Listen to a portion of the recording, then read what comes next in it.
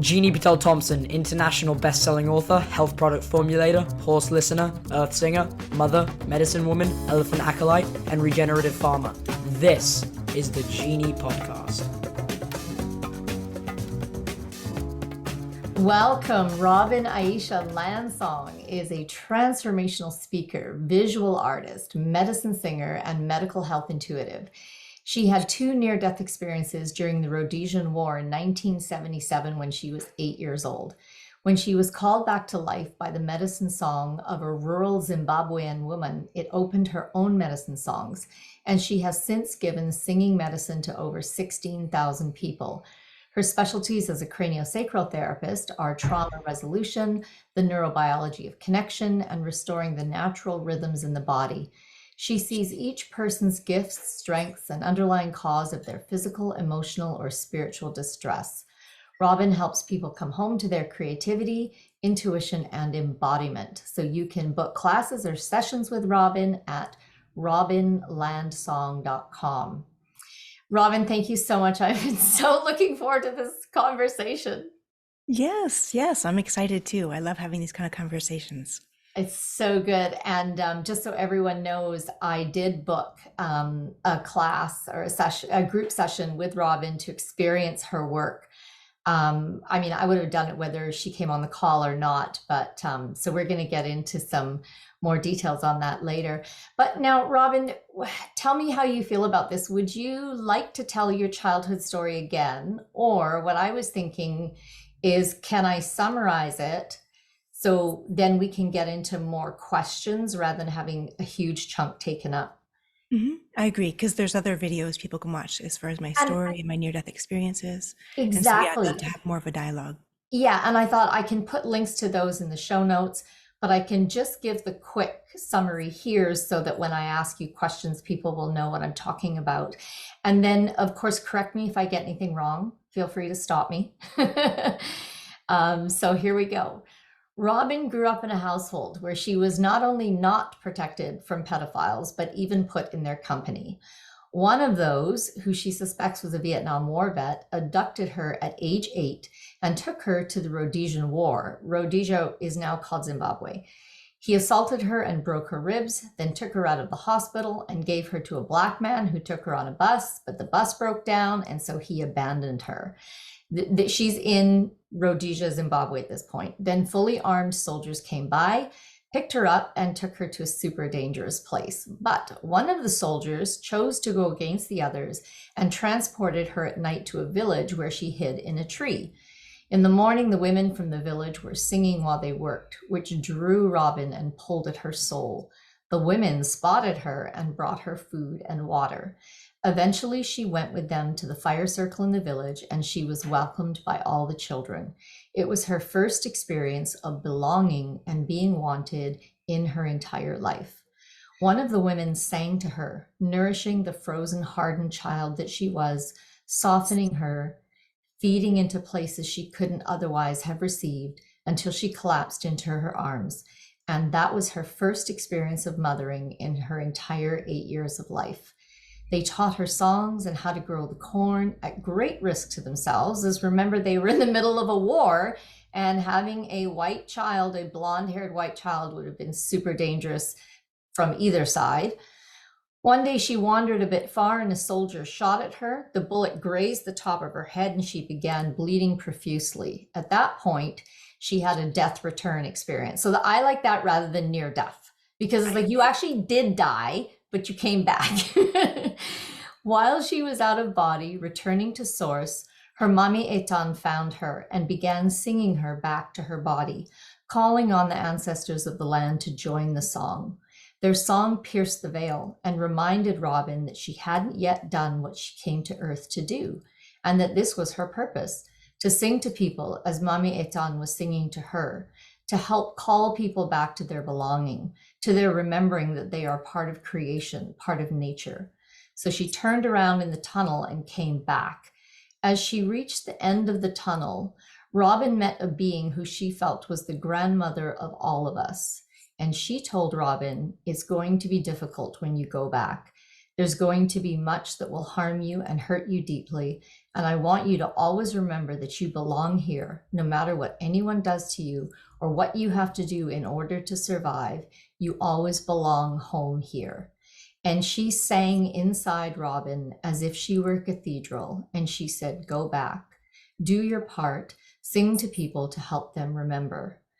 Then the soldiers came to the village and massacred everyone. It's possible that Robin is the only one who survived.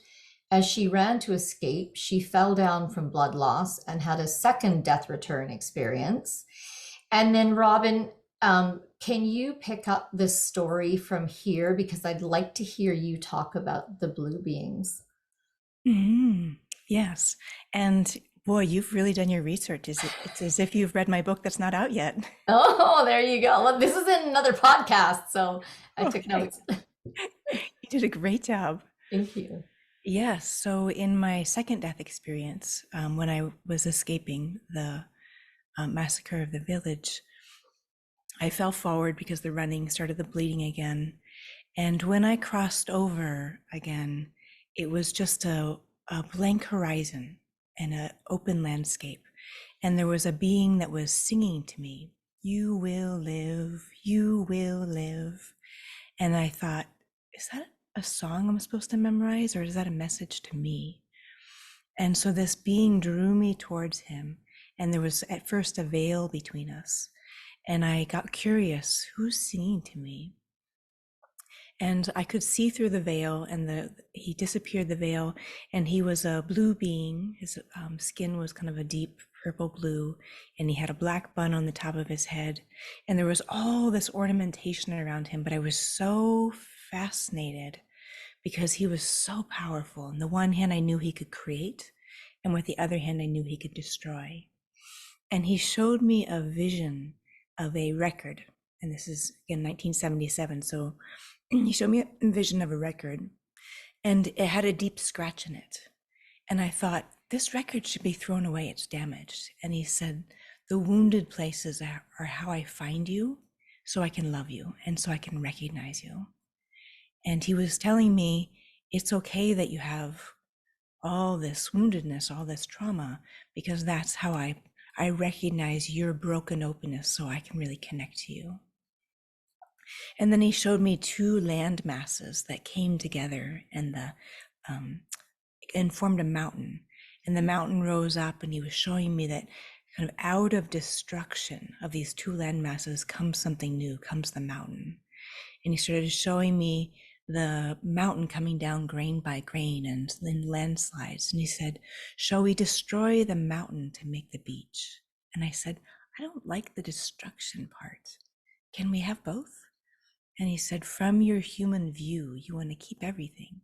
But I know something needs to be broken apart to make the ingredients available for something new. And he was showing me that I was going to become something new, that the massacre was the most devastating experience a person at that age can have, and especially when it was my new family.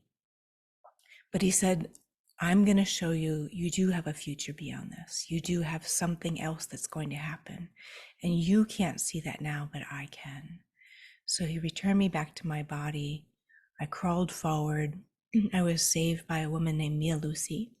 She found me half dead, cleaned the blood off, put me on her back.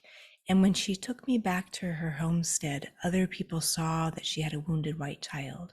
And they said, don't bother with her, it's too dangerous. And as you said earlier, they were right. And she said, I won't throw her away. She's a living human being. And so everything I do is to pay forward that bravery, that kindness, her seeing my humanity. And so they gave me to sort of the closest white farming family on the other border of into South Africa. From there, I was hospitalized. From there, I was figured out I was American and returned back to my family. And there, in a culture of secrecy, my mother said, don't ever talk about what happened to you, and hit me across the face to make sure I really understood that message. And so, like so many people, I had to repress down these massive experiences that there was no context for it to be received. And it takes a tremendous amount of energy in the nervous system and our being to repress such big experiences.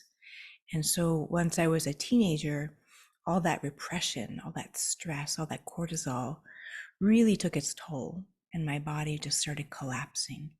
And I ended up having some more death experiences because I was just so exhausted from all that holding back my truth.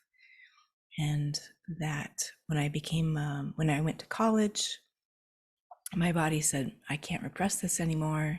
It came forward. I ended up going into inpatient trauma treatment units and really beginning my very tumultuous years of healing all that trauma, all that difficulty, which lasted, a good decade of the tumultuousness. And eventually I got more space, more peace in my nervous system. I could start to do other things that were joyful in life other than just go to therapy and just go to bodywork sessions. And at about 35, 37, I could start to give back to others and use my intuition to be able to be of service to others' healing.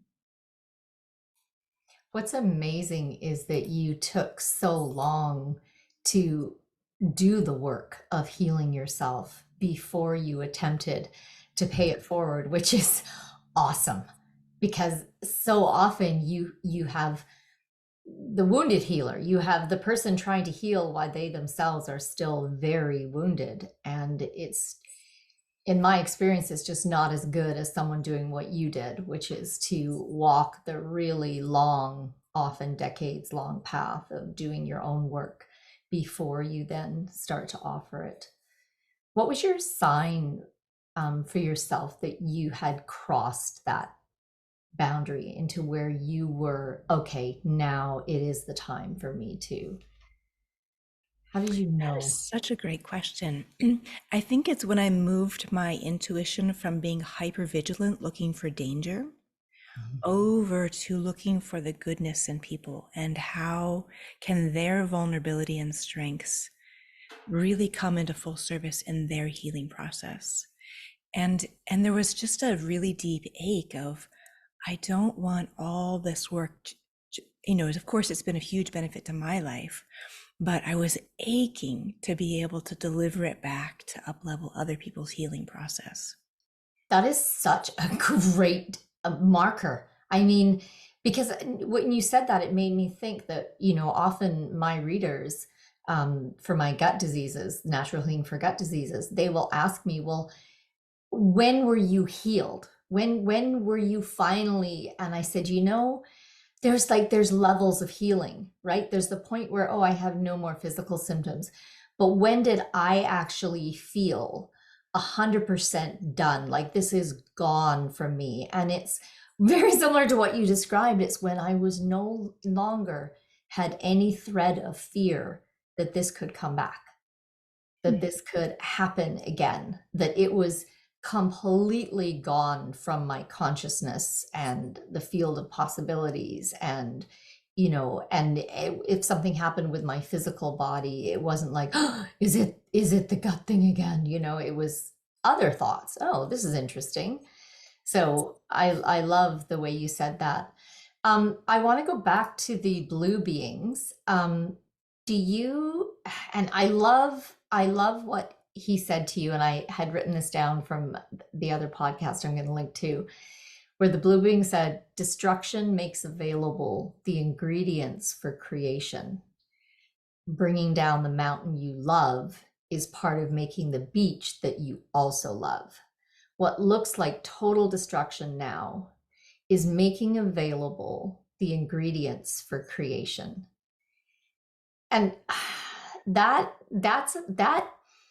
yin yang concept is something that I have struggled with for so long, that when you're in the darkness, when you're in the destruction, to somehow hold that consciousness that we're not all here, this is part of a bigger story. This is part of what's going to evolve into the beach that we love, or the how do you work with that, either in yourself or with clients, that whole concept of, I guess, having a capacity for darkness, having the resilience in the darkness. Hmm. And I think when we're in the crisis stage, when we're in the destruction part, it's almost like our readiness to hear this message may not be available yet. And so just having that compassion piece of, like I have I've known people who have lost somebody to suicide, and then somebody's too quickly telling them the message of like, oh, it's okay, it's for the better good. And that's too early. At that moment is just being present with the destruction, present with this person's world is leveled right now. And so where it comes into play for me now is I'm able to remember that sooner. And so that vulnerability that sometimes we invest in things, we build things, like I'm just going to give an example of when it looked like my marriage was starting to come to an end. There was this, like, how can this be? This has, been so many good aspects to it. And I remember literally kind of stepping outside, kind of going down to my knees and saying, okay, because I consider the blue being Shiva. And I said, okay, Shiva, remind me, because I'm feeling the destruction part right now. And remind me there is going to be new creation out of this. And I think, and again, this didn't come to me until later stages in my healing process, the ability to surrender to the now, surrender to what's happening is not my preference. My personality doesn't like this moment. I can't see the big picture, but I know I'm in the destruction cycle. And just for myself, I lean into Shiva and say, I trust that somehow, someday, this is going to make sense to me. I'm going to see how this is of benefit to the bigger growth of my life and the bigger evolution of who I am. And so now I moved states. I began a fresh angle on my life. I'm closer to places in California where I'm going to make film and music recordings. So, like I said, at that moment, it just hurts. But destruction can break us open to new places, know new levels of ourself, invite us to ask questions we wouldn't have asked if we had stayed in our steady, familiar. And so what are the ways that we can say, I surrender into change? I surrender into the unknown. And even, I'm going to say it in an even stronger way, dying into the unfamiliar, dying into the unknown. And that those places, when I can do that spiritually over and over again, are when I've had the greatest breakthroughs. And it doesn't always show up right away. And so sometimes there's a patience aspect, but just waiting for what else is possible. Beautiful. So I was going to ask you about, is John the marriage that has broken up for you? Mm-hmm. Okay, interesting. Well, those questions are going to go. But this is going to lead me to another question, because this is something that I've noticed in my own marriage. And I'll give the backstory. In one of the talks I listened to with you, you talked about meeting your ex-husband, John, and your soul contract with him to provide that container for you so you could start writing your book. And to go back and visit Zimbabwe again. And so it seemed to me like he had provided basically a container of safety and anchoring for you at that time. And I had a very similar experience when I met my husband. And he gave me this container of safety to do a lot of spiritual exploration because I grew up Christian. So everything that wasn't Jesus is a demon. So I had a lot of leftover fears from that.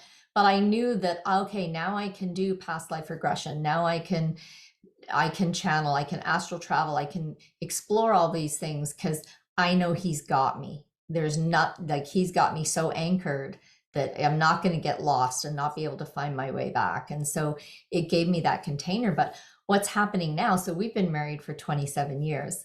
And then about 7 years ago, I felt a very strong guidance to get these wild horses. And he was like, it was our first split in that union where we were aligned on the same path and very supportive and, just kind of very united. And he was very strongly, no, you should not get horses until we have land. And I'm like, we live in the most expensive city in probably the world to buy land. How long is it going to take? It's been 20 years. Like, I'm tired of waiting. And this is something that I need to do for my soul, and my soul guides me. And he was like, no. And so I went ahead and I said, well, my whole life I followed my guidance, and it has always been for my highest good and the highest good of everyone connected to me. So I'm going to listen to my guidance, and I'm going to get these horses. And that was the first thing. And it's kind of rolled over. And then I got a ranch. I spent like millions of dollars and bought a ranch that he did not want me to buy. Well, he did. When his soul spoke, he's the one who said, call the realtor back and get an offer subject to viewing. Get an accepted offer subject to viewing. I was like, wow, that was his soul speaking. And then his human self came in and went, we can't afford a ranch. You can't do that. And I was like, I'm going, because I'm not listening to your human self. I'm listening to your soul self. So this is one of the things, and I'd like to hear your feedback on this, because I don't hear people talking about this. I hear a lot of talking about following your guidance, like when you're a single person.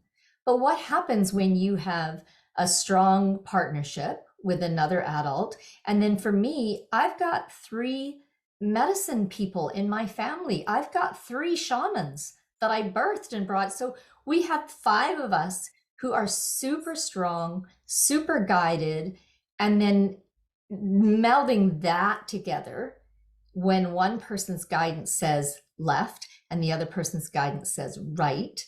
And there's just no framework or languaging around how do we navigate that. And so I'm just going to throw that out there to see if you have some experience or insights with that, either with yourself or with clients or. That's intriguing. And like you were saying, that there's our inner call and there's things that are a must.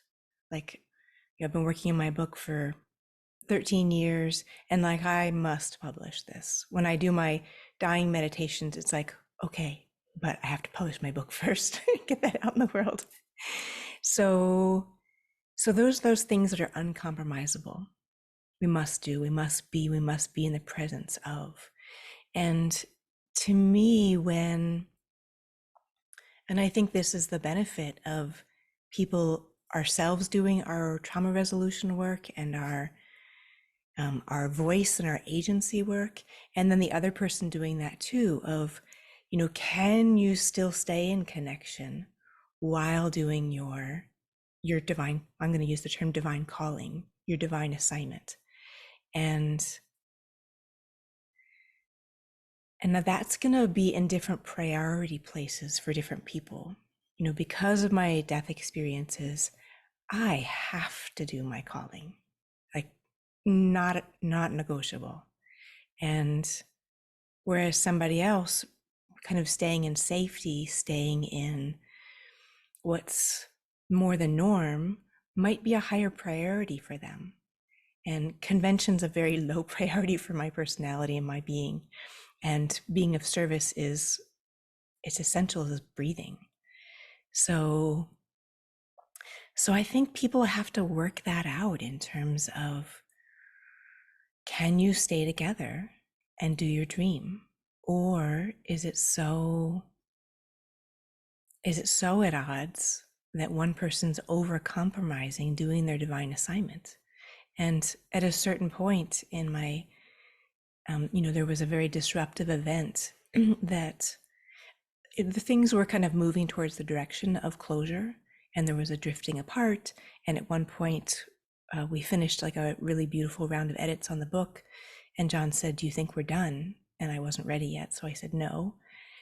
But like you said, we had an amazing contract of his support to write that book. I started writing the book in the first week that we got together.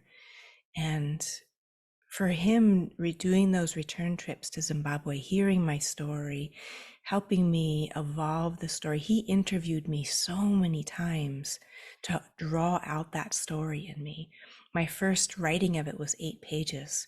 And he got home at the end of the day and he read those 8 pages, and he took 2 hours because he was being so thorough. I had to like go vacuum and bake and do other things. And he handed it back to me and he said, "This is like dried soup. Nobody else can eat it. Tell us your emotion, tell us how you felt." And I was like, "You're kidding. I'm such an emotional person." He's like, "Yeah, but it's not on the paper." So he just kept interviewing me, asking more questions. What did you eat? Who fed you? Did someone bathe you? And I also got about 45 beta readers, and I have had about 7 professional editors who did the same thing, asking me respectful questions and interviewing, drawing out, finding the places where my story was missing something. And for me, that was the evolution of healing that trauma. Because in order to answer those questions, I had to fully remember. I had to fully be present with, what did that feel like? You know, the being shot is the most rewritten part of my book because of finding the simplest way of getting across that experience.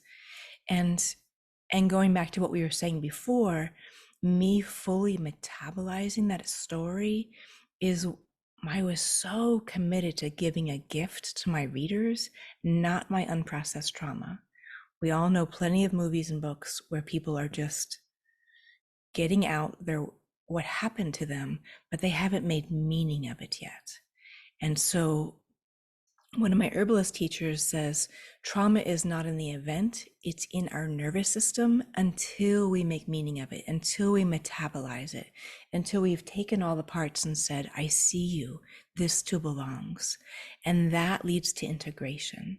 So that's the intent of why I spent 13 years working on that manuscript, because every training I went to in interpersonal neurobiology, attachment trauma, I went back and combed through the manuscript again and said, where can I have my training? Where can I have what I've learned through working with so many thousands of people? Where can I have healing just be innately woven into the words, innately woven into the structure, so that when people read it, the healing, the love, the kindness, as well as the tragedy and the cruelty, where can that just come off the page to have people feel seen in their story? And the key that I've come to, in at a certain point, I got curious, how do people heal? How do people make change? And the conclusion I came to from a lot of the research and a lot of the other people who teach this is, when we have confidence from our last attempts to make change, then we're willing to try. Even if we don't know how to heal, if we have some bit of confidence from growing trust with ourselves or somebody else's confidence in their process, lending to our nervous system that it could possibly be possible for me to heal also. So that's why I do so much of what I do, is to lend confidence that it is possible for other people to see my story and say, I too can heal. That's a beautiful way of putting it. There's another book, I don't know if you've read it. It's called The Boy Who Was Raised as a Dog. No, I haven't heard of it. It's written by a psychiatrist who works with like super high trauma children who have been like locked in closets for 15 years and things like that. And he says at the beginning of the book, that he's written the book and he's presented the stories in a way, like he says, please read them in order, because they're not just educating you and telling you a story, because he understood that someone who's reading this book is likely to have suffered trauma themselves. So like you said, he didn't just want to tell a bunch of stories with a bunch of intellectual conclusions. He wanted the reader to themselves be taken on something of a healing journey, or being given a framework for how to deal with the trauma that they've been given. And I was like, this is brilliant, because he doesn't do it at the expense of the stories. The stories are still, because storytelling is one of the most powerful ways to transmit knowledge and wisdom. But he's also, the way he's organized the information, like very much like you said, going back, have I incorporated this? Have I incorporated that? So that as the person reads, they are being taught or held or facilitated in a healing space for themselves. Mm-hmm. I think that's absolutely fantastic. Mm-hmm. What a beautiful piece of work. And it's that describing sensation, because of course, as you know, we live our life through sensation. The language of the body is, do I feel contracted here? Do I feel open here? Is there pain? Is there pleasure? And so much too of trauma resolution, at first it's about getting out of pain. And I'm in a place where I'm seeing the big picture of why do we want to heal? And I've really come to the conclusion it's so we can live a pleasure-filled life, not an instant gratification life, Yeah. not an avoidance, stimulation kind of life, but a deeply pleasure-filled life, which means I can look out the window, see nature, see a bird, breathe in and breathe out and have that be pleasure. Yes. Where I can receive a hug and I can be totally present to the energy, the contact, the skin contact, and have that be pleasure. So that to me, eating, cooking, delicious connections with other human beings, with animals, having that be so rich, instead of, like I say, just seeking the next distraction, seeking the next avoidance, so that we don't know our interior landscape, and that interior world isn't ready or capable of connecting to others. And connection is, I believe, why we're here. I think that's happening also with I see a quickening in the enlightenment of humans, and especially the humans who are questing. I'm seeing a lot more people having multidimensional experiences, a lot more people having transcendent experiences and seeking those.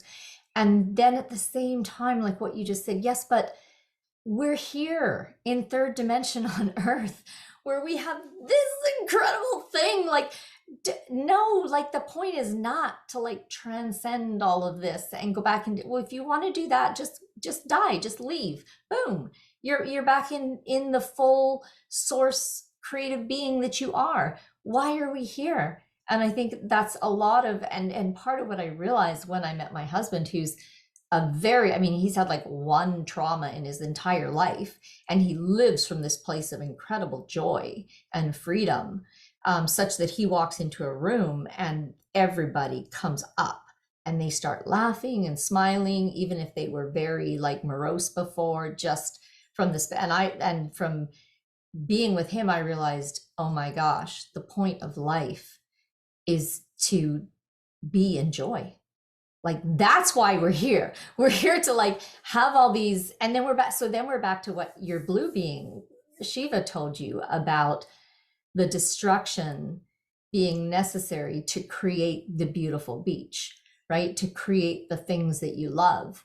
And so if we frame it within that framework to go, for those of us who have had significant trauma, right? Well, we've chosen that, I think, as a part of a deepening and widening of our container, so that we can hold our capacity to hold that joy and that love and that light and that connection is so much bigger than if we just live this la la la la even keel. Nothing really bad happens, but you don't get the highs then either, right? So I 100% agree with that perspective. I love it. And when you're working with clients, does it take them a while to be able to glimpse that, or are they able to see it early on, but then it just takes them a while to embody it? Yeah, I would say it depends on, I see things in terms of trauma content. in terms of like, is our nervous system just a full cup? You know, are we so full of trauma content and, you know, being triggered so easily and having high startle still? Like, it's hard to talk about joy when you're still in that place. Like, I remember really quite early on, I was interviewing a therapist, and she said something about like, well, you know, you could just set those things aside and then like go have fun. And I was like, I'm not hiring you because you don't get it. I don't have that luxury at this point. Yeah. And my nervous system is so agitated that it's just about managing it. And, you know, and so again, as I did more body work, receiving, movement, exercise, yoga, craniosacral, acupuncture, you know, everything that I could do to reduce my hypervigilance, adrenal support, taking care of my gut, that, you know, is a huge, huge piece for so many people's healing. And feeding myself nutritive food is a loving act. And at this point, when I wake up in the morning, I'm excited. I'm like, oh, great, I get to make beautiful, gorgeous, healthy food and nourish this gift called my body. So, yeah, so I would say just having to be where you are. And if people have chronic illness or they're in pain, it is, you know, our choices get narrowed down in terms of how we have fun. And like right now, my knee has been hurting worse than it's been in a couple years. And it's like, it's not fun to go for a walk. And it's just harder to be excited about having physical form. But this morning I did a meditation to just drop down, commit to this body, commit to saying, I see you to the pain. I see you, this too belongs. I'm grounded in my second chakra, my root chakra, my masculine, my feminine. And so taking responsibility, even if we're in pain, to still come back in, like you were saying, like I am physically here, and that's exciting and hard and all of it. And so just doing the things that we can where we are, investing in our health, in the big picture. And I do want to say, from my perspective, human bodies are vulnerable. You know, I know all these things about healing, and I need help from other people. You know, I need to make appointments. I need to go to sessions. I need to take my supplements. And, you know, I'm still in pain right now. And that's, human bodies are vulnerable. And it's not because I'm not praying right or doing my healing work. It's just, you know, I'm a war survivor. I got really injured. And Yeah. And I think the deeper you go into this work, which, you know, for someone like you're in pretty deep, your body is your number one messaging center. So, you know, and this is what I realized too, is that, wow, the more you progress along the pathway, the more subtle the thread. Like, you might have had big stuff, chunks of stuff, and then as you go along, you've just got these tiny little threads. Well, how would you see the tiny little thread? How would you? And that's where the body is really useful, because by giving you the knee thing, it's going to make you go over and over. What's the message? What do you know, the body is the densest part of the soul. The body is the subconscious. Okay, why my knee? What's the message here? What am I? And it'll call you, as you probably have experienced multiple times, to something that when you look back, you're like, I would never have got that. I would never have seen that. right. And it's that tracing back, that curiosity, what's underlying cause here. And as a craniopsychotherapist, you know, that's the work I do with others. And that's, Mhm. I was just listening to, I'm on a class with Daniel Siegel, who is a really amazing researcher and teacher and clinician around attachment trauma and interpersonal neurobiology. And he just said something like, oh, sometimes I make an appointment with myself, you know? So my meditations are a craniosacral session. So it's like, boom, my knee is about my kidney and about survival. So work with my meridian. My knee is about my pelvis and the impact that happened there, which lends up to my neck and lends up to, you know, this kind of tightening that might have happened even in infancy and birth. And Yeah. so I love being a detective in the body. What's underlying cause? What's the origination here? And how can we get back? Not, there's getting the idea of getting back to our original health. And then there's getting back to what's health for me now? Like, Mhm. I lived through these traumatic things. What's health in this body, in this lifetime now?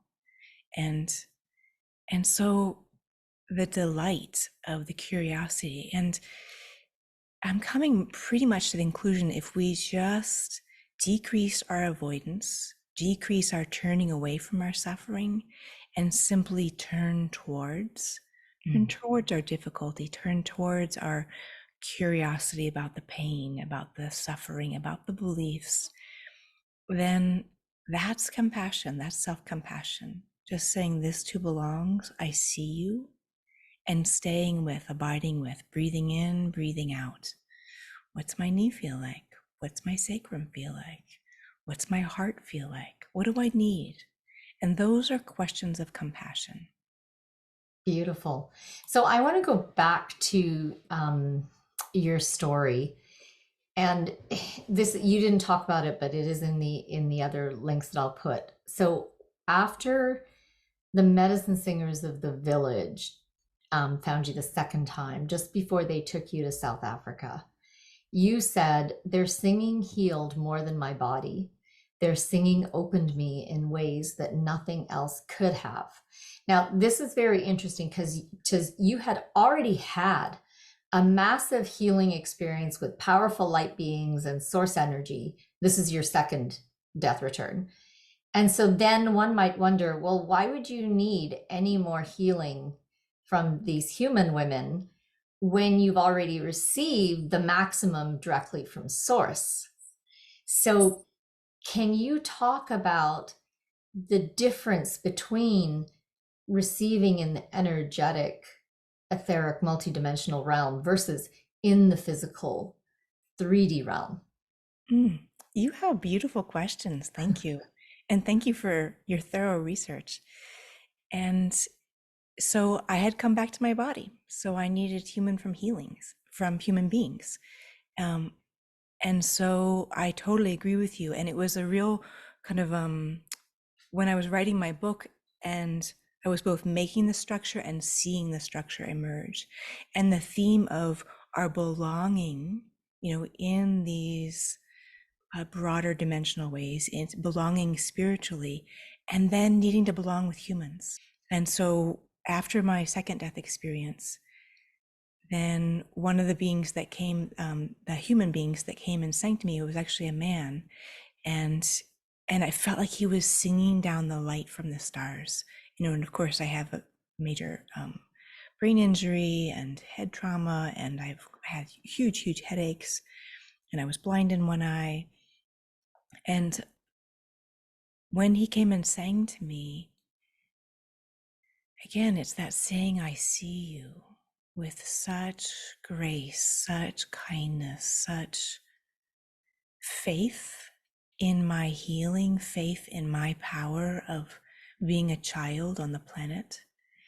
And when I went back to Zimbabwe as an adult and I sang for some of the people, and I knew, of course, my singing now is influenced by the land where I live, and so it doesn't sound African, actually sounds more Native American, and because it's the root song that's in the land underneath my feet. And one of the men in Africa said, well, you learned that from us. And that's why I went back, was to say thank you. Thank you for opening this up in me. Thank you for showing me what is possible in terms of my life was called back by this song.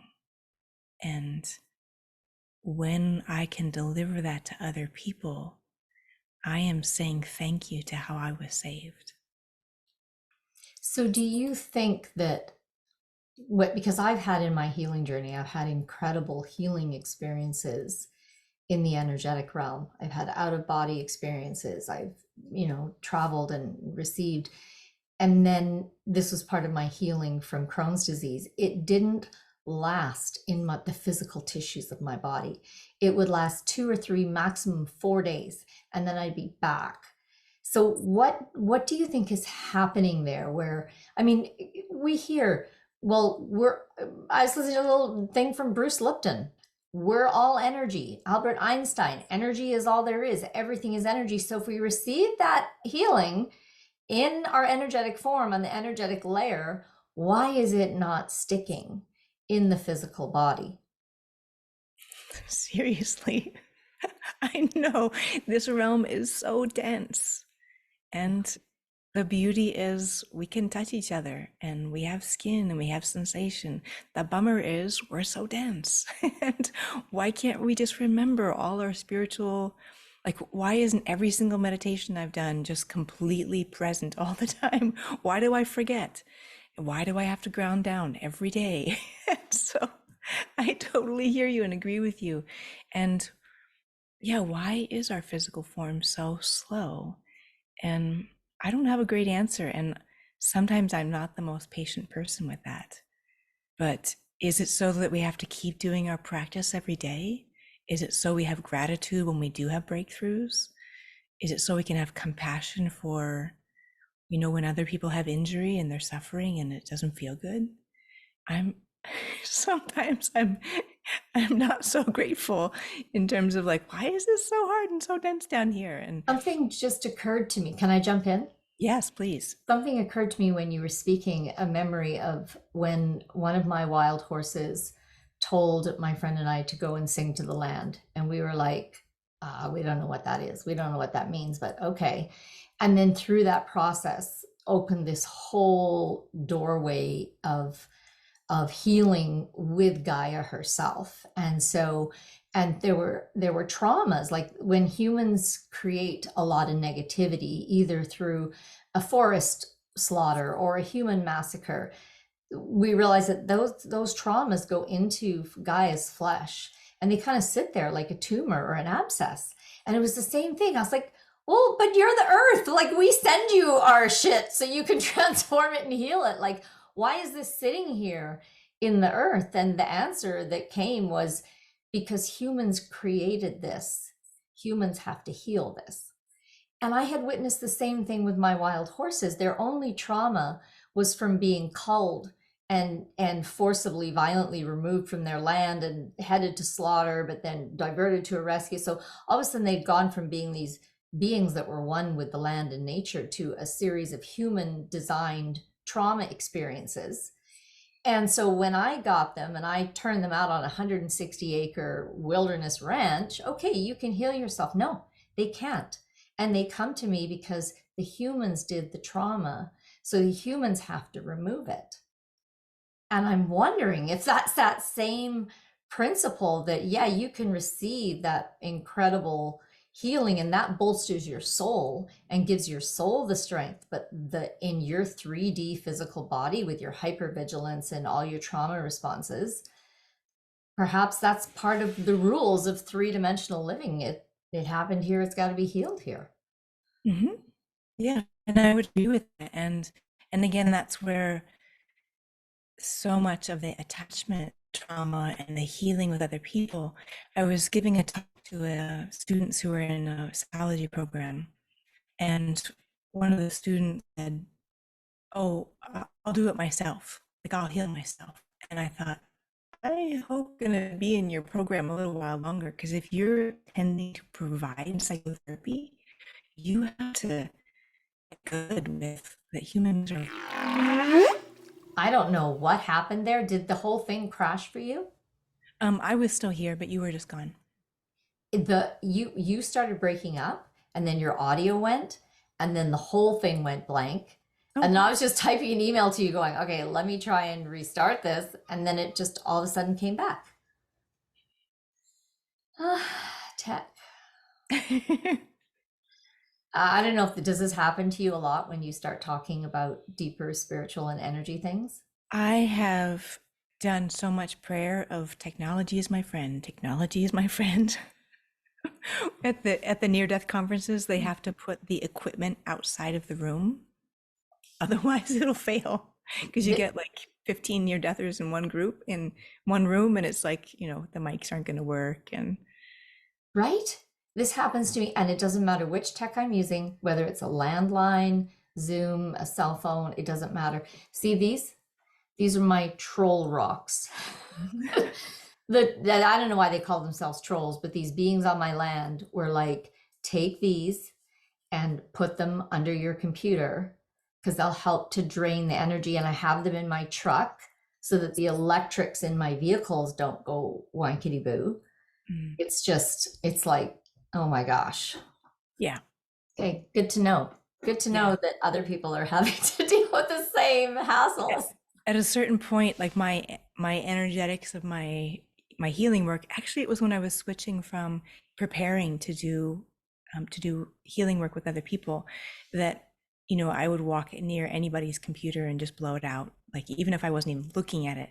At my work, they were like, you have to stay 15 feet away from all the computers, like you have to eat lunch over there. Yeah. And so I literally did a whole bunch of prayer of like, technology's my friend, we're okay. But if there is something, I think my chiropractor hooked me up to something to test me, and it was kind of invasive electronically, and I blew it out.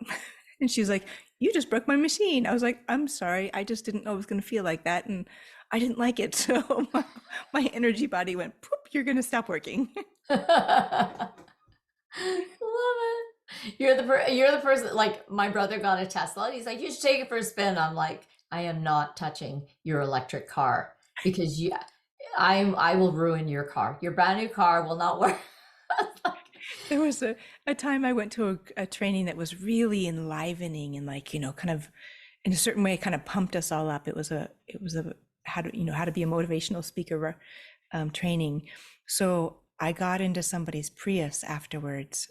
Oh. And was with other people, and we were all excited, and like this Prius was like behaving weird. It was like the screen would come on and then go off, and he was like, this has never happened before, the battery's not dead, like I don't know what's happening. I was like, oh, I do, just give me a second, like I'm gonna step out of the car, get 15 feet away, you try and start the Prius, I'll bring my energy in, calm myself down, and then I'll get back in the car. And they were like, what are you talking about? And I stepped 15 feet away. I was like, press the button, car started just fine. And then I got back in the car, and it was a lot of Black women. And one of them looked at me and said, who are you? Like, are you like White Lightning? And I had to look up, like there's a character called Black Lightning who will like take electricity and then like, get the bad guy to be gone or whatever. So like, you're White Lightning. What is that? That's hysterical. Yeah, my husband and my cousin, like anyone who knows me, I get in their car and they're like, don't touch anything. Just don't. Do you have your rocks? Because I carry them in my pockets. The rocks worker. I had this girl working for me at the barn, and she didn't know that. I mean, thought she's just a normal human being. But of course, when you start working with the herd and they start, you're there, and the reason you're there is because they've called you.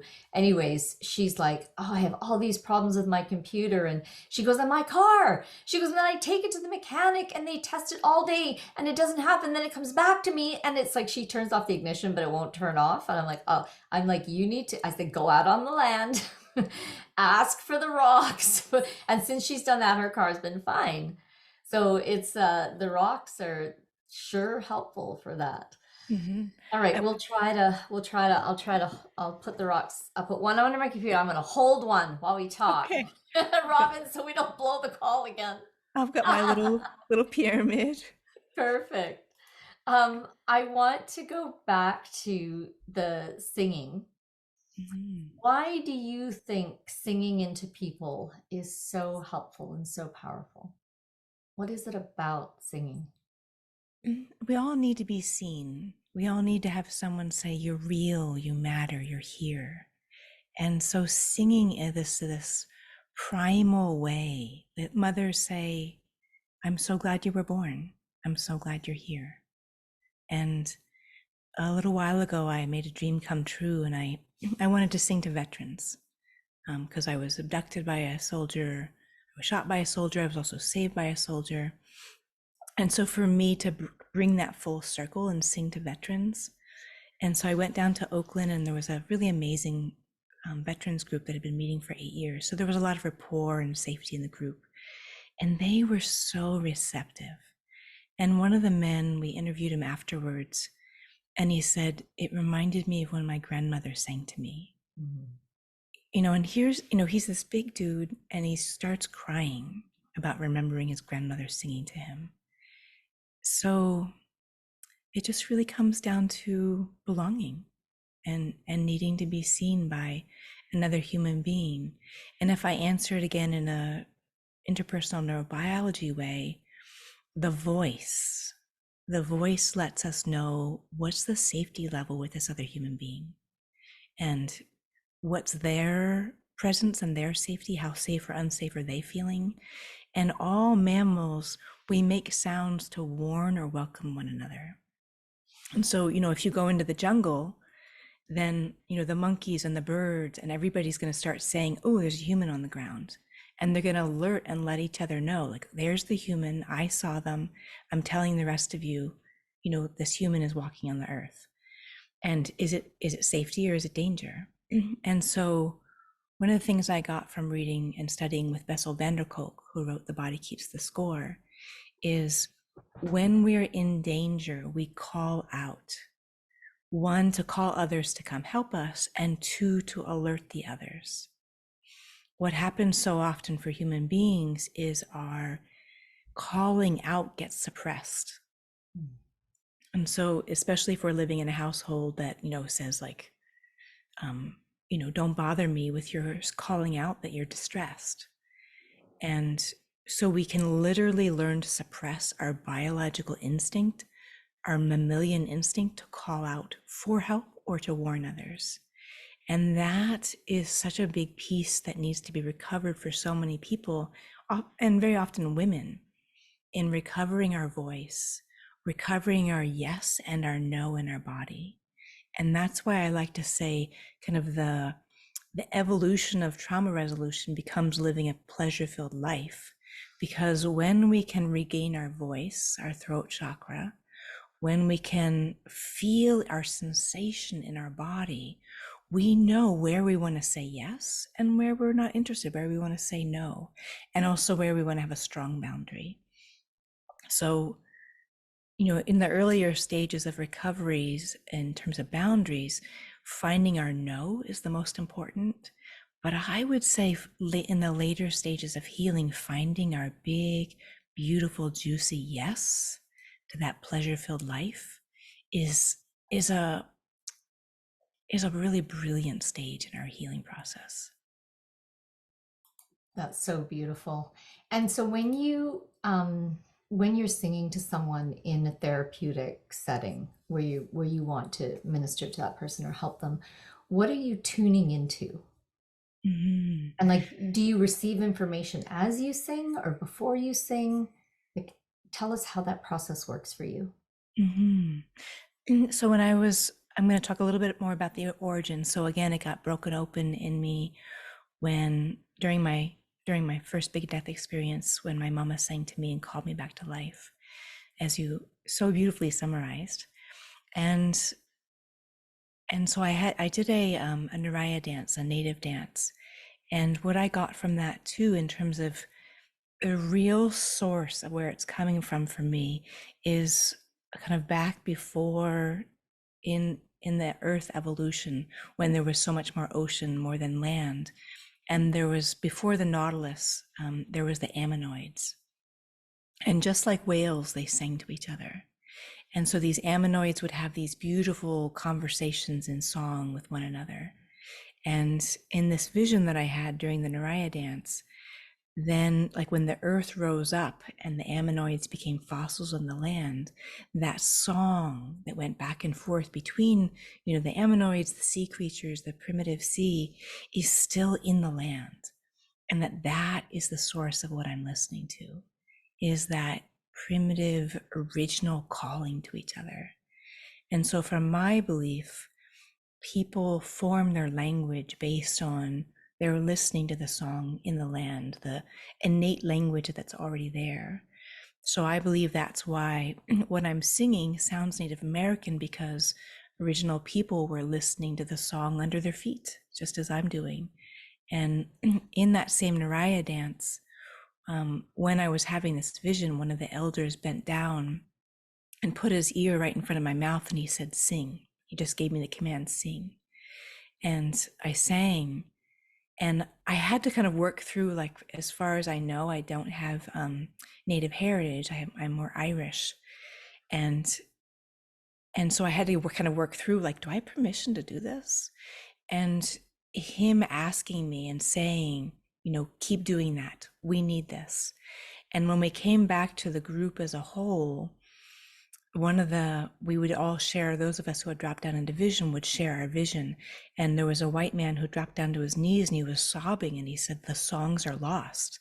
The whole tribe got wiped out and their songs are gone. And well beyond my personality, well beyond my comfort level, I said, no, they're not. I'm listening and I have those songs. And song came through me so huge. Like, my conscious mind was thinking, is that okay for my vocal cords? Is, like, am I damaging myself? I mean, the song was, I was just the hollow bone, just this conduit. It was coming straight from the earth up through. And literally people had to hold me up. My human self was so blown out. And so again, the elders just looked me in the face and they said, keep doing that. Like, we need you to show up and be this open channel, this open conduit. And people came up to me, Indigenous people came up and said, it sounds like early Hopi. It sounds like you're listening to kind of the original source. So that really busted out any reasons I had to not be of service in this way. And again, it's my relationship to listening to the song that's in the land. And I'm listening to the song that people are born with, that each of us are born from a seed syllable sound and have a song inside ourselves. So when I can really tap in, I'm listening to that. And I'm asking, what's medicine for this person today? And so as I'm singing, I'm feeling into, where does it feel like I just hit the bingo? Where does it feel like I just hit the medicine? And I do more of that. And if I'm singing to somebody in another country, it's going to get influenced by the land that they're on.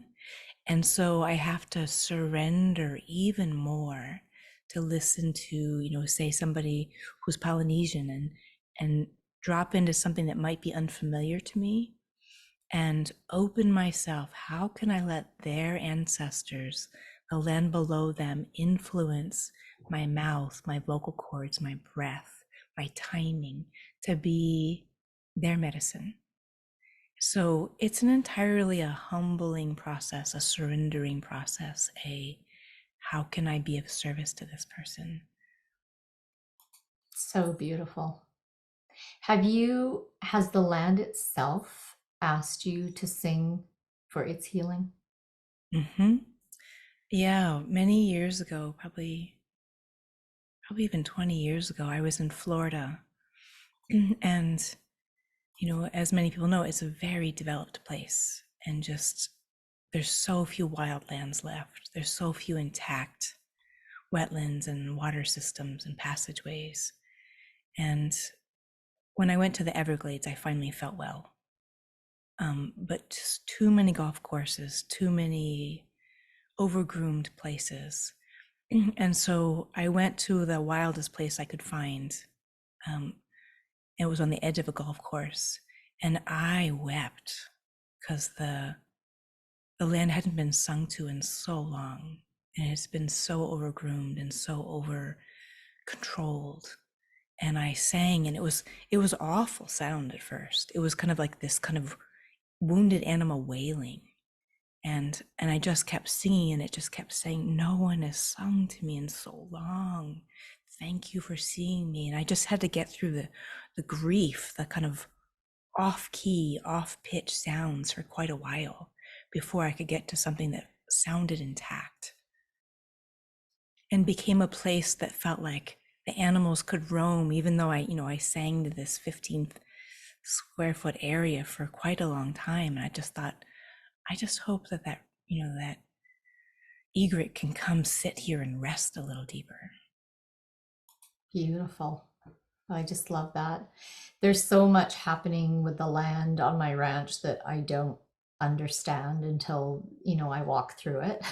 But even some things, like I was out doing some fencing one day, and a bee just came and aggressive, circling me really, and I'm like, what do you so I tune in, but it just kept circling me, and so the only thing I could think of was like his tone that he was making, which I guess comes from a combination of the body cavity and the wings. I was like, okay, I'll just match your tone. So I just started matching the sound of bee, and the bee immediately calmed down and stopped circling me. And so I did that for, I don't know, 15 minutes maybe.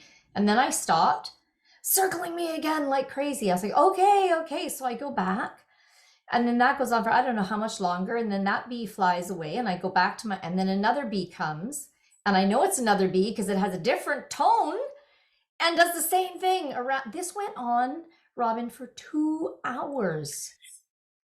And they would go on another one. And I was like, I knew that, okay, something is happening here that is really important, but I don't know what it is. I don't know if I'm singing a frequency that the land is asking for, or if the land needs me to tune myself to and be as the messenger. Like I have no conscious awareness. I just know that it was super important and I had to do it. Mm-hmm. So I don't know. Mm-hmm. And when we can pause and notice and do just what you did, which is such beautiful medicine for yourself, the bee, everything around you. It's that pausing, notice, dropping your agenda, being with what's happening right now. And what a beautiful privilege and gift that you gave, in terms of just that, the privilege of like them trusting you to give you such a strong message, and you singing back. Yeah, I'm sure it was mutually beneficial, because you can't tone with a bee for 2 hours and not receive a benefit. Like, how would that be possible? Right.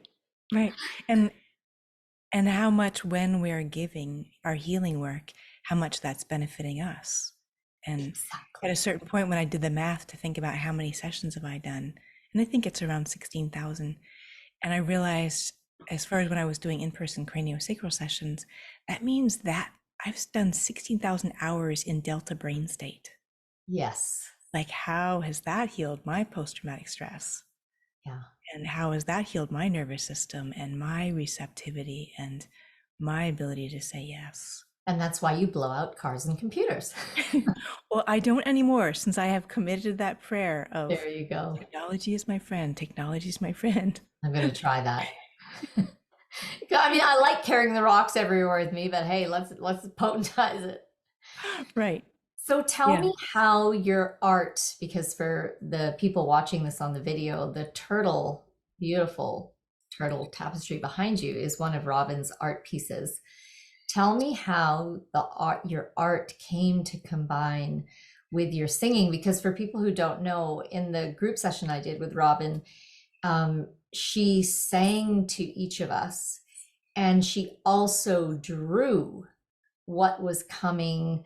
Was it coming forward, Robin, out of the song, or just what was coming to you as you sang? How does that whole art process work? Mm-hmm. And how did that start for you, or how did you start? Yeah. So I'll just show an example. So this is some of the art I do, like while I'm working with people. And this is a longer session, so it got more developed.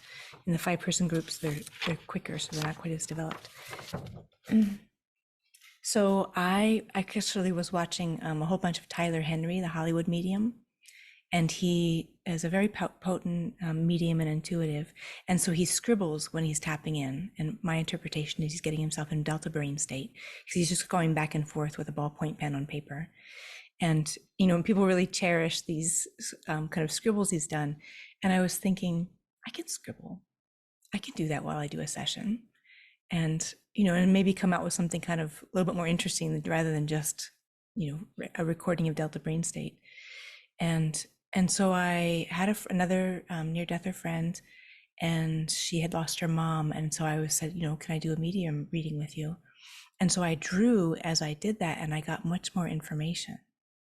And I thought, oh, one, it's a way for me to tap further into my intuition. And then I hold it up to the screen and show it to people as I'm working with them.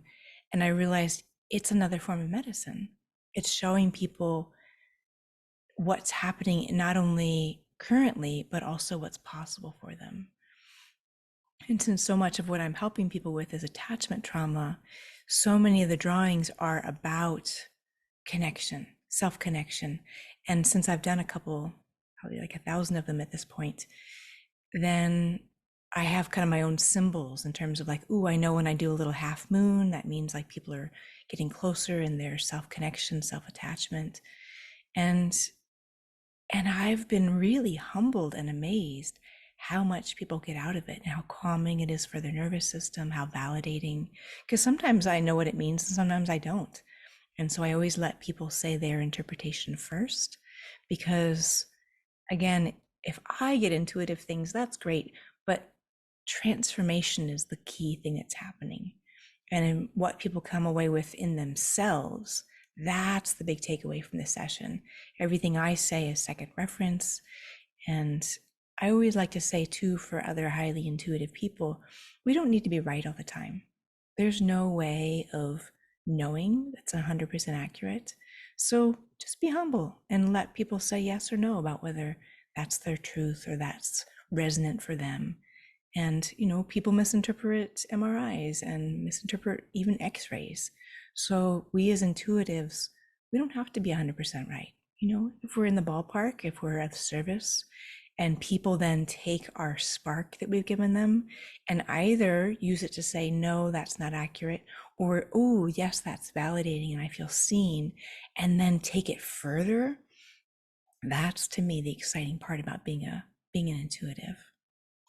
Well, the people that I've had sessions with who are, I would say, the more advanced, like one fellow comes to mind, and he's craniosacral. He trained myofascial release with John F. Barnes. He does medical qigong, and he got to a place in his practice where he will only ask questions. So he has the information. He sees it in the body. He knows what it is, but he says, if I give it to the client, it has this much power.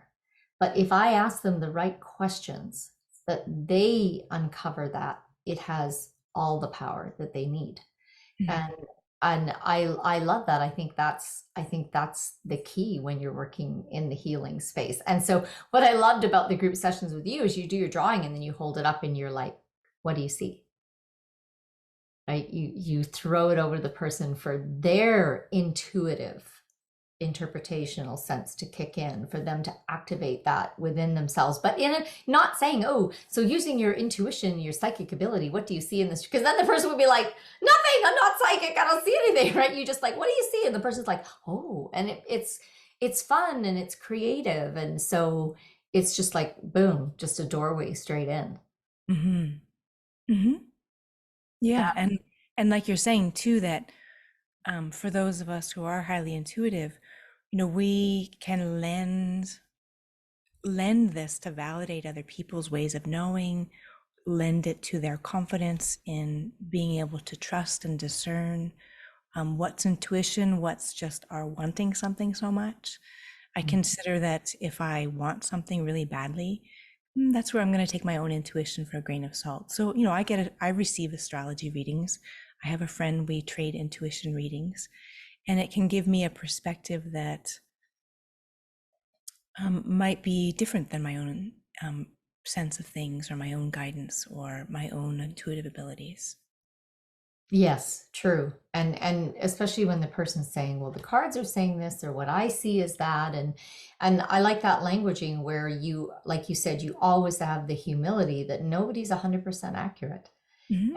And our filters, our stuff gets in the way. And it's the same thing with channeling. As long as channeling is coming through a human being, you're not 100% clear. It's Mm-hmm. going to have some of your stuff in there. And so to just, like you said, be humble about that, be honest about that, give the power to the receiver to say, keep what feels true for you, check the rest out. No big deal. Mm-hmm.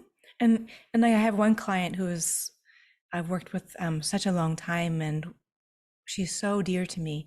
In the beginning of the session, I can't tell what's her and what's me. And so I say, here's what I'm getting. Is that you or me? And then she'll say, oh, yes, that's me, or that's not so much. And then about 5 minutes in the session, I'll be able to discern more what's her and what's me. And I just have to say too, in some of those things that just feel like, how do I get to be so lucky that I can remember, Creator has made me in a way that I can remember people's energetic signature from quite a while ago. Like if I've done one session and it's been a year since I've seen the person, I may not remember. But if it's somebody I've worked with more than once, and even if it's been a couple months, I can remember how they felt last time and their progress. And Wow. I just think, wow, thank you, Creator. That's amazing. I may not be able to remember their first name, but I can remember their energetic signature, their kind of how their nervous system felt to me a couple months ago. And especially if I've done an in-person session and I do a reflexive assessment, I can just, it's like, gracious, I can't remember certain facts or other things, but Creator has made it so I have a lot of capacity in this area. You remember the important things. Really? Mm-hmm. Wow, that's fantastic, Robin. Well, thank you so much for sharing so much awesome, awesome things with us today. Do you have anything that what's on your heart lately where you know, what would you like to leave us with today? Mm-hmm. Again, that confidence piece about being willing to take your next step to do your recovery. And when we can invest in seemingly small things like feeding ourselves whole food, taking the time to stay home and cook, doing our yoga, qigong practices, whatever it is, play time, rest time, when we can keep investing in our self-care in those ways, it builds our confidence and our trust to take the bigger risks in our healing process. And every place that we can reduce our avoidance, avoid distraction, and turn our time and our attention, our focus to investing into our self-care, investing in our well-being, it is a gift to everyone around us. I would even go so far as just to say a political act, because when we can raise ourselves up, we're raising our community up, we're raising our country up, we're raising our worldwide beauty, love, kindness, compassion, that every drop we can put into decreasing suffering and increasing self-compassion is an act of love to the whole world. Is that your beautiful, by the way, of course, is that your MO for this time of crazy upheaval, reset, manipulation on planet Earth? Is that your Mhm. this is what I'm going to do. This is how I'm navigating this incredibly challenging time. Mm-hmm. And again, the beauty of why I love my training is because I see so many things as unresolved attachment issues, as unresolved trauma, and I can see people's, like you say, manipulation, bizarre motivations as these unresolved pieces. So the more I clear myself, the more I can be the presence of that clarity for others. Then that's my gift in the world. Beautiful. Thank you so much, Robin. It has been really fun. You've had just lovely, beautiful, interesting questions. Oh, I have one last question. Mhm. Is Robin Landsong your birth name? When I was at the height of my crisis stage, when I was living in a women's shelter, I had moved across the country, I'd just gotten out of trauma treatment units. I had nothing. I was completely starting over from scratch. And so I was living in the women's shelter and I said, what's my name? Because I'm not going forward with my family name. They're not I was breaking ties, I was starting over. And so I just prayed every night, what is my name? What is my name? And every night, and I would get kind of, things that were coming through my personality, and I would just write everything down. And on the third night, I had surrendered enough, I'd asked the question enough, that I saw a vision of a council. And interestingly enough, it was all men, Native men, because I was very feminist at the time. And I was like, where are the women? But it was a council of all men. And one of them turned towards me, kind of out of this meeting that I now understand was kind of a meeting about me. And he turned towards me and he said, your name is Landsong. Boom. Just every cell in my body, every fiber of my being just said, my name is Landsong. And I wrote it down. I did not know what it meant. I did not have my voice reclaimed yet. I wasn't singing. And so the next day I went and I legally changed my name. I opened my bank accounts. I got my driver's license with my new name. But And your first name, was Robin? I kept Robin. But even Robin, hello, the Robin sings. Like, it's amazing how even in, the hellhole, your destiny was coming through. It was like, no, you're on track. This is your, okay, which brings me to another question that I had forgotten. In your first death return, when the peace being touched his forehead to yours, and you saw the golden webs of connection from you to all of nature, the villagers, did you also see the same threads of connection to your perpetrators and your parents? Yes. And when I was rising up to have that death experience and leaving my body, and I could see the whole landscape, the battlefield where I was shot, I saw the man who had shot me, the soldier who had shot me, from the perspective, kind of like divinity was already looking through my eyes, or my divine eyes, whichever way you'd like to say it. And I could see generationally the kind of the onslaught to the masculine, like his father, his grandfather, being so disempowered that, by the third generation of the oppression, then he just looked at me as the oppressor's daughter. He couldn't see a human being. And so from that perspective, I could forgive. I could understand. He was so lost. He was so disempowered in his masculine that he didn't see a human being. He saw just the daughter of the oppressor. And it was just about kind of a stealing back what had been stolen from him, which of course we know, the great phrase from Martin Luther King, an eye for an eye makes everybody blind. So he wasn't achieving anything with shooting me, but I could see where it came from and the 3 generations of oppression, why it happened. Mm-hmm. Yeah, beautiful. Mm-hmm. It was interesting. I was with my herd one day, and I kept hearing like this voice in my head of all these like narky negative things. And I was like, wait a minute, who is talking? Like, this is actually not what I think and not what I feel. And at that point, my lead horse came over and he started licking the palm of my hand. And so I said, okay, I'm going back. Whose voice is this? Like, where is this coming from? And it was an ancestral line down my father's side. And so as he was supporting me, I followed it. I'm like, where does this negative ball of darkness originate? And I followed it back. And guess what? It was me. And like many other lifetimes ago, I created the first bit of darkness that then grew generation after generation. And then I was like, oh, how perfect. Because I started this, I will end it, of course. Mm-hmm. And then my horse moved to my other hand. And as I cleared it and I released it and I set 7 generations forward, 7 generations back, he was licking my other hand, lick, lick, lick. So yeah, just that beautiful sense of, and which really helps us as people who've been abused and traumatized to get out of the victim default, right? Mm-hmm. When you realize that, oh, there's a bigger story here. Mm-hmm. And just what you just said is that taking responsibility for ourselves, for our lives, for our energy, our choices, our food is the hardest and the greatest part of healing. It's true.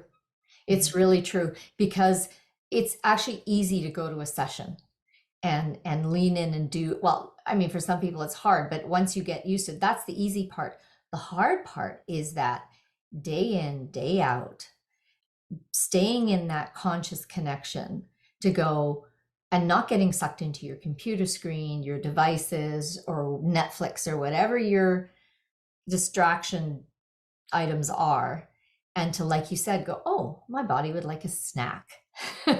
What should we make? And being willing to go to the kitchen and make something rather than going for a package of cookies and ripping that open and having some hydrogenated oil. And you're absolutely right. It is like that daily. It's like a daily discipline, in almost like you're at some silent meditation retreat and you have to all day pay attention. Mm-hmm. And just, I also like to say that the further I have gotten in my healing process, the more clear my nervous system is, the easier it is to do self-care. And just when my nervous system was so full of trauma content, I would do things that was like, dang it, I just wiped out my gut flora. And now I've been sugar-free for about 9 years. And, at home, it's totally easy. When I travel, it's a bit more difficult. Yeah. But my commitment to it is unmovable. Because that's what your body's asking for. Because that's what my body says, no sugar. Yeah, definitely. Mm-hmm. All right. Thank you so much, Robin, for all your time. Yes, you are welcome. And if anyone wants to explore Robin's offerings, she's got a lot to offer on her website. It's Robin, ROBIN, landsong.com. Thank you. All right. Thank you so much. much. This has been super fun.